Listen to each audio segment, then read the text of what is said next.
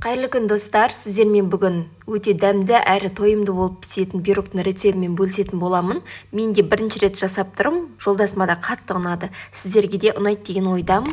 Дайындап көріңіздер. Менің каналыма тіркеліп, пікір қалдыруды ұмытпаңыздар. Алдымен жұмыртқамызды суға қайнатамыз.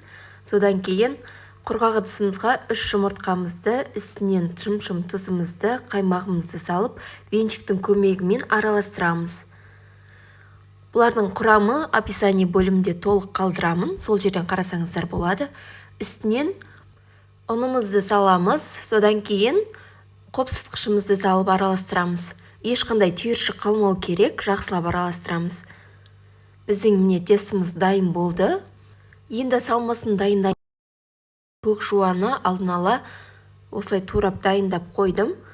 Манағы пісіп дайын болған жұмыртқамыздың сыртын ашып, осылай 4 бұрыштап турайтын боламыз. Негізі құрамында 4 жұмыртқа рецепт бойынша, ал мен тойымды болу үшін 5 жұмыртқа қылып қостым. Сіздер де өз қалауларыңыз. Енді оны көк жуамыздың үстінен саламыз. Мен ірімшікті де алдын ала теркадан өткізіп дайындап қойдым. Терканың кішкентай бөлігінен өткіземіз. Сосын дәміне қарай тұзын саламыз. Біраз қасық қаймағымызды салып, жақсылап араластырамыз. Бізде енді салмамыз дайын болды. Енді формамызды майлап аламыз. Оны сұйық маймен де майласаңыздар болады. Бізде енді сұйық қамырымыздың жарты бөлігін осылай формамызға құямыз. Жарты бөлігін шетке алып қойып тұрамыз. Енді ортасына салмасын саламыз. Барлығын біркелкі қылып салып шығамыз.